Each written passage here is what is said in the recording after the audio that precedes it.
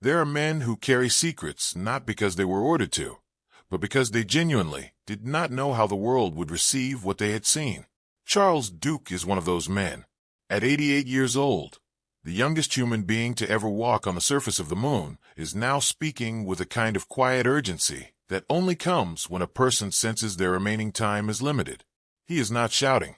He is not making dramatic claims on late-night television. He is simply talking, slowly and deliberately, the way a man talks when he has decided that the truth matters more than comfort. And what he is saying, piece by piece, is beginning to reshape how many people understand one of the most puzzling questions in modern history. Why did humanity reach the moon and then simply stop? The official answer has always been money. After Apollo 17 returned to Earth in December 1972, NASA's budget was being cut, public enthusiasm had cooled, and the political urgency that the space race had created was fading fast. The Soviet Union had lost a race to land a man on the moon, and with that competition gone, Washington saw less reason to keep funding enormously expensive missions. So the remaining Apollo flights, numbers 18, 19, and 20, were canceled. The Saturn V production line was shut down. Engineers were reassigned or let go.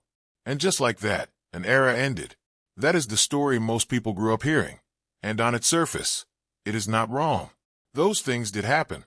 But Charles Duke, a man who spent 71 hours on the lunar surface during Apollo 16 in April 1972, has spent his later years gently suggesting that the official explanation, while factually accurate, may not be the complete picture. Duke was never a man given to exaggeration. His career demanded precision. He trained as a test pilot, earned advanced degrees in aeronautics, and eventually rose to the rank of Brigadier General in the United States Air Force Reserve. When NASA selected him as an astronaut, he became one of its most trusted voices. During the Apollo 11 mission in 1969, it was Duke's voice that served as Capcom, the capsule communicator, the single person whose job it was to speak directly with Armstrong and Aldrin as they descended toward the Sea of Tranquility. His calm, measured tone in that moment became part of history. When Neil Armstrong radioed back, "The Eagle has landed," it was Charles Duke who replied. A man entrusted with that responsibility does not speak carelessly. So, when Duke began opening up in interviews and public talks during his later years about the psychological and spiritual transformation he experienced after returning from the moon, people paid attention. He spoke openly about falling into depression after Apollo 16. He spoke about his marriage struggling under enormous strain. He spoke about searching for meaning in a life that had already contained what should have been the most extraordinary experience any human being could have. Standing on another world, looking back at Earth hanging in the blackness of space, should have been the pinnacle. Instead, for Duke and for several of his fellow astronauts, it became the beginning of a long and difficult journey inward. But there is something else Duke has pointed to, something less personal and more fundamental, when asked why NASA never went back. And it is not money.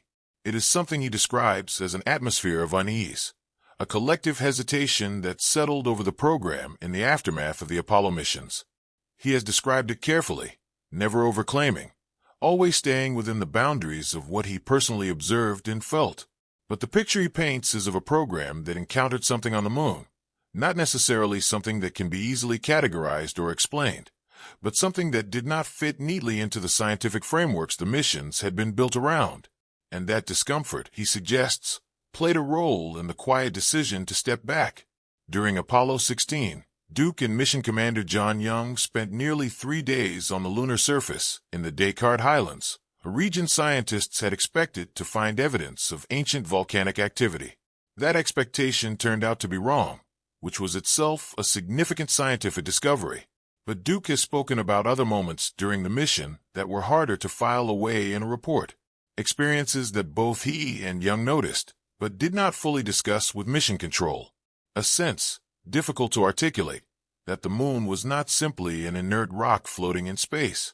He has been careful with his language, never claiming to have seen something specific or definitive, but describing a persistent feeling during the moonwalks that left an impression on him that decades of life on Earth have not entirely erased. What makes Duke's reflections particularly significant is that he was not alone among Apollo astronauts in experiencing profound and unsettling shifts after returning from the moon. Edgar Mitchell, who walked on the moon during Apollo 14, spent the last decades of his life speaking publicly about his conviction that humanity is not alone in the universe and that governments possess information on this subject that they have not shared with the public. Mitchell was a trained scientist with a doctorate from MIT. He was not a fringe figure. Buzz Aldrin has made statements over the years about anomalous objects observed in space that he felt deserved serious scientific attention. Al Wardens, the command module pilot for Apollo 15, spoke in his later years about the possibility that human origins may be more complex than conventional history acknowledges. These were not confused men. They were among the most rigorously selected and tested human beings of their generation. When several men of that caliber from the same program, speaking independently and at different points in their lives, begin describing experiences and conclusions that exist outside the boundaries of the official record, it is worth sitting with that pattern rather than dismissing it. Charles Duke's particular contribution to this conversation is rooted in something he has returned to repeatedly: the idea that the decision to stop going to the moon was driven not purely by budget constraints, but by a deeper institutional uncertainty about what the program had encountered and what continuing might reveal. Consider the timeline. The Saturn V rocket, the most powerful machine human beings had ever built, was capable of reaching the moon reliably. The technology existed.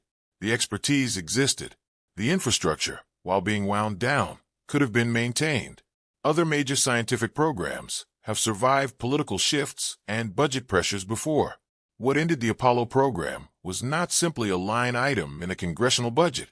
It was a decision, made at multiple levels simultaneously, to redirect human spaceflight entirely away from the moon. No serious crewed lunar mission was launched for more than 50 years after Apollo 17. That is not a pause. That is a full stop. Duke has not claimed, in any interview on record, to have definitive proof of why that full stop happened. He is too careful and too honest for that. What he has done is share his own experience of returning from the moon as a changed man, share his observations about the shared psychological weight that the lunar missions placed on those who undertook them, and point toward what he believes was a genuine institutional discomfort that went beyond budget spreadsheets. He has spoken about how the experience of standing on the moon shattered his internal framework and eventually, after years of searching, led him toward deep Christian faith, which became the anchor of his later life. That transformation, he has said, was in part a response to questions the moon raised in him that no amount of scientific training had prepared him to answer. There is also the matter of what was left behind, not metaphorically but literally. Duke placed a laminated family photograph on the surface of the Descartes Highlands before leaving the moon. A picture of himself, his wife Dorothy, and their 2 sons, with a message on the back identifying them as a family from Earth. It is still there. In an era where space agencies around the world are developing new technologies at extraordinary speed, no mission has retrieved it. That small fact, easily overlooked, carries a strange weight when you sit with it. We have the ability to return, increasingly so. We have not. The question Charles Duke is really asking, in his careful and understated way, is whether the reasons we were given for that choice are the whole truth. He is not asking it as an accusation. He is asking it as a man who was there, who walked on another world, who came back carrying something he has spent the rest of his life trying to understand, and who believes, before he is gone, that it deserves to be asked honestly. The youngest man to walk on the moon is old now. His voice carries the particular weight of someone who has nothing left to protect and nothing left to prove. When a man like that speaks, quietly and without drama, about the one thing he believes truly explains why we stopped going to the moon, the least we can do is